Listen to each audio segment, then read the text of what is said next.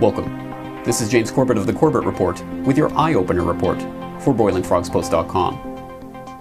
The AQ-Khan nuclear network was first introduced to the public in early 2004 with Abdul Qadir Khan's dramatic, televised confession to the Pakistani public that he had participated in selling nuclear technology, including bomb-making designs and equipment, to countries including Iran, North Korea, and Libya. Right from the beginning, the sensational nature of the network and its eventual discovery, a tale of international intrigue and shadowy spycraft, seemed tailor-made for headline-grabbing reports or sensationalistic BBC docudramas. A nuclear network reaching as far as North Korea. I will not stand by as peril draws closer and closer. The United States of America will not permit the world's most dangerous regimes to threaten us with the world's most destructive weapons. But the West did too little, too late. It could have been stopped, without any doubt in my mind. I think it's one of the biggest failures in history. So we're all going to pay the price.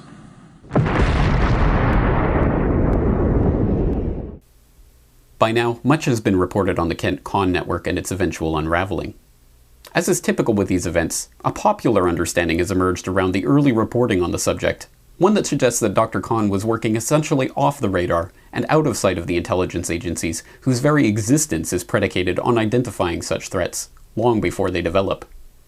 And as is also typical with these events, that popular understanding is completely wrong. In fact, as we now know, Khan and his network were known, identified, surveilled, funded, and even protected by the CIA from its very inception. In 1974, Abdul Qadir Khan offered his services to the Pakistani government to help them develop a nuclear bomb. Within a year, he was already under investigation by the BVD, a Dutch intelligence service. The BVD informed the CIA that they were going to arrest Khan for passing nuclear secrets to Pakistan, but the CIA told them to let him continue his operation. According to former Dutch Economic Affairs Minister Ruud Lubbers, the Americans wished to follow and watch Khan to get more information. Around the same time, the NSA began monitoring a group of German and Swiss companies supplying high-tech parts for developing nuclear weaponry. According to a Seymour Hersh report for The New Yorker in 1993, the company's telexes and facsimile transmissions were routinely intercepted and translated for signs of nuclear trafficking with Pakistan. Through their efforts, American intelligence agencies were able to obtain the floor plans for Kahuta, the nuclear enrichment plant that Khan's network was helping to build, before it had even been constructed. Once Kahuta was online, the CIA was able to obtain first-hand information about its day-to-day operations. In the mid-1980s, a CIA analyst named Richard Barlow learned of an attempt by a Pakistani businessman to purchase equipment for its nuclear program for an American company. The deal involved well-known Pakistani government operatives, and so a sting was set up in a bugged hotel room to catch them in the act. However, two high-ranking US government officials tipped off the Pakistanis about the sting and the main target, a retired brigadier in the Pakistani army. Barlow and others in the agency demanded an inquiry into the blatantly illegal activity, but the investigation was dropped. When he tried to tell the truth about what happened during a congressional hearing, he was denounced by his own manager and eventually forced out of his position. Barlow appeared on the Boiling Frog Post podcast in 2009 to discuss the details of his case. My career was ruined there, and so I left. I went to customs as an agent briefly, and then for family reasons I ended up going to the office of the Secretary of Defense, our new Secretary of Defense, Dick Cheney, January 1st of 1989. I was hired by the lower downs, to beef up this area, the enforcement role in the counterproliferation area of the Office of Secretary of Defense. And I was also, and the intelligence. I was the first intelligence officer in the Office of the Secretary of Defense. There never had been one. So, once again, here I was, going after the Khan network. When the DO found out I was there, they engaged in extraordinary activities. They denied me access to sort of compartmented intelligence on Pakistan that I had until the day that I left the agency. I had a completely, utterly spotless security record. I had a super high-level performance evaluation before I left. There was nothing on me. And they tried to create the appearance. I mean, I had the CIA Directorate of Operations, the Pakistan people, by the way, not security, the Pakistan people in the CIA DO running operations against me to try to make it appear that I was some kind of a security risk extending, not just in Washington, all the way to London, where I traveled with Ambassador Kennedy to attend the bilaterals with the British. It was unbelievable, right in front of the British. And the concerns developed at the agency and the DO and elsewhere in the State Department that here was Richard again, working with federal agents to try to bust the AQ-Con network. And they didn't want that. There were numerous other intelligence operatives, spies, and moles in the so-called Con network. Mohammed Farouk, the uncle of the network's so-called chief financial officer, cashed a check from the Iranian Atomic Energy Agency in 1987 for $3 million. Both a Pakistani military source and Khan himself have fingered Farouk as a CIA agent. No effort was ever made by the US to locate Farouk after the unraveling of the network. One of the families that helped establish the network in the mid-1970s, the Tinner family of Switzerland, have recently been identified as CIA operatives in the network. In 2010, it was announced that the long investigation into the Tinners' role in the nuclear black market has been hampered by the fact that the Swiss government itself destroyed numerous documents relating to their case, including plans for nuclear weapons and technologies, at the insistence of the CIA. In 2000, the network was independently discovered by a diligent British customs investigator, Atif Amin, who uncovered its activities in Dubai. When he went to his bosses with the evidence, his investigation was shut down. When his story made its way into a book in 2007, his home was raided on the pretense that he had broken the Official Secrets Act. After a 2-year ordeal of official persecution, Amin finally saw justice in 2010 when the British government announced that they had found no evidence whatsoever that he had leaked any sensitive information. Earlier this week, I had the chance to talk to Pulitzer-nominated journalist Joseph Trento, editor of DCBureau.org and the co-author with David Armstrong of America and the Islamic Bomb, The Deadly Compromise, about an article he wrote last year about Atif Amin's extraordinary story. It's one of the great outrages of the way our intelligence services work and the influence they have over their governments. Atif Amin was a very high-level customs officer in the British Royal Customs Service, a very smart guy of Pakistani extraction, and it was unusual for somebody of his background to rise to the level he did. Amin became known to us as we worked on the research for the book, and he wouldn't talk to us. When CS wouldn't talk to us. We learned that he discovered the AQ-Con network's operations in Dubai in 2000, April of 2000. And it became very clear in our investigation that MI6, the British External Intelligence Service, and the CIA, and MI5 all had reasons for not letting him continue with the investigation. When he attempted to continue in the investigation and shut down some of these operations, working with the local Dubai police, they stopped him. And what's amazing is in 2003, when the network was made public, and George Bush made a big deal about how this was going to become a very big operation, we learned that it could have been stopped 3 years earlier, and that was the great outrage. Inevitably, however, as happens every time that an intelligence operation leads to some catastrophic result, the incompetence theory is trotted out as a way to explain what happened. The underlying assumption is that the intelligence agencies, although necessarily engaged in underhanded dealings, are only staffed by agents and headed by officials who are only interested in the well-being of the country's national interests, and the entire affair is blamed on the stupidity of those involved. So too in the Khan case, it is argued that the CIA, despite infesting every layer of this plot, somehow remained completely oblivious to Khan's efforts to proliferate these weapons to North Korea, Iran, and Libya, until it was already too late. The intelligence team knew Libya wanted to buy nuclear weapons materials and suspected Khan was prepared to sell them. The question was, what to do about it? We had to make a decision.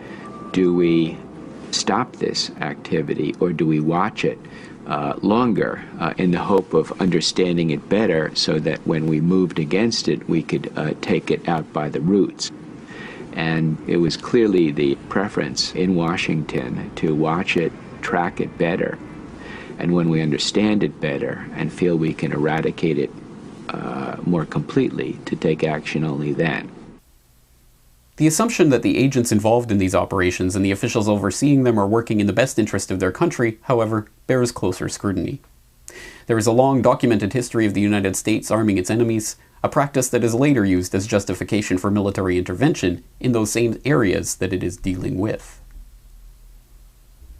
Iraq invaded Iran in September of 1980. It is important to note that the ban on the sale of weapons was in force until 1982, when it was lifted with the strong objections from Congress. The U.S. began the transfer of helicopters to Iraq in December of 1982. In 1983, Banco Nazionale del Lavoro of Italy and its branch in Atlanta began to funnel $5 billion in unreported loans to Iraq with the blessing and official approval of the U.S. government. In 2009 alone, European governments, including Britain and France, sold Libya almost $500 million worth of weapons, including fighter jets, guns, bombs. And before it started calling for regime change, the Obama administration was working to provide Muammar Gaddafi almost another $100 million in weapons, on top of the $17 million it gave in 2009 and the $46 million the Bush administration gave in 2008. Yemen has received over $300 million in military aid from the U.S. over the last 5 years. Obama administration continues to support the corrupt thug and president for life, Ali Abdullah Saleh, who recently ordered a massacre of more than 50 of his own people. Let's stop selling weapons to people who we end up bombing. There is also the question of what happens when the politicians in charge of monitoring these programs are not acting in their country's interests. One of the proponents of the incompetence theory in this accidental arming of America's enemies is David Albright, president of the Institute for Science and International Security. In his 2010 book, Peddling Peril, Albright argues that lack of monitoring and political will was ultimately responsible for Khan's proliferation. One of the officials he credits in the book's acknowledgement section is Mark Grossman, the U.S. Special Envoy to Afghanistan and Pakistan, and the former ambassador to Turkey. In her 2009 testimony under oath, FBI whistleblower Sibel Edmonds confirmed that Grossman was in fact on the payroll of some of the very groups involved in the nuclear black market, and that Grossman had hindered CIA efforts to penetrate that market. One of the entries indicates nuclear secrets black market. It says, Edmonds alleges that in the course of her work for the government, she found evidence that the FBI, State Department, and Pentagon had been infiltrated by a Turkish and Israeli-run intelligence network that paid high-ranking officials to steal nuclear weapons secrets. When you refer to when the article refers to the paid high-ranking American officials, can you identify who they are? That person has been identified by others, and he has been identified as as Mr. Mark Grossman, who used to work for the State Department. Right. And Mr. Grossman, I think, is also in your gallery, correct? Yes. In that time, when he was the second or third highest-ranking person at State, I've read somewhere that you have alleged that he actually warned the Turkish embassy about a CIA front company that had been set up to stop proliferation of nuclear weapons. That will be summer 2001, whatever title he held at that point. Mr. Grossman informed a certain Turkish diplomatic entity, who was also an independent operative of a company called Brewster Jennings, because Brewster Jennings was frequenting the American-Turkish Council as a consulting or analyst firm, and there were certain nuclear-related operatives who wanted to hire Brewster Jennings and have it pose as a front company. So there were talks between those Turkish operatives and Brewster Jennings, and Mr. Grossman wanted those people to be warned that Brewster Jennings was a government front front for government, and it was a front. It was not a company. It was a front for government, U.S. government, and for those Turkish individuals to be told to stay away from Brewster Jennings. But the person who received that information, the Turkish diplomatic but also operative, actually contacted the Pakistani military attaché and discussed with the person who was there about this fact, and also warned them to stay away from Brewster Jennings. So in the end, we have to ask ourselves what this all means. While there is no doubt that there are many dedicated and honest professionals in the Western intelligence establishment, why is it off limits to raise the possibility that some people in key positions have their own vested interests in working against the national security of their country and in favor of such strategies as nuclear proliferation to enemy states? What progress can those on the outside of these matters possibly make in investigating these events if every act of cover-up, obstruction, and obfuscation on the part of officials, even acts that form part of an identifiable pattern, are chalked up to stupidity? Is this a fruitful avenue of research, or a way of conveniently closing down investigations of accusations of specific acts of treason committed by people in positions of power?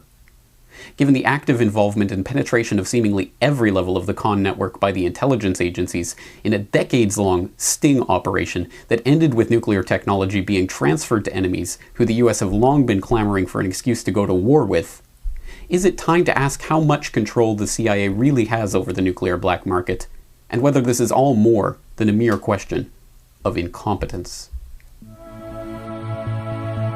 This video is part of a new weekly video news series. Future editions of this series will be available to subscribers of BoilingFrogsPost.com. For more news and commentary from James Corbett, please visit CorbettReport.com.